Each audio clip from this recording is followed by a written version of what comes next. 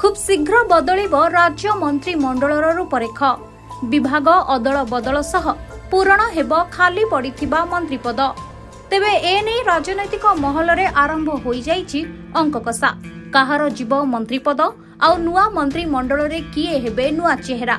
चा दुकान ठारू आरंभ करी पान दुकान जाए, गाँ दांडरू आरंभ छक बजार जाए सबुठी एबे एही चर्चा।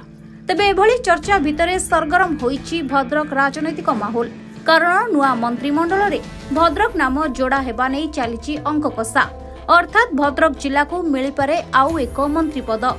सीधा सड़क जदि कहिबा नुआ मंत्रिमंडल रे नुआ चेहरा होई पारंती भद्रक विधायक सीतांशु शेखर महापात्र।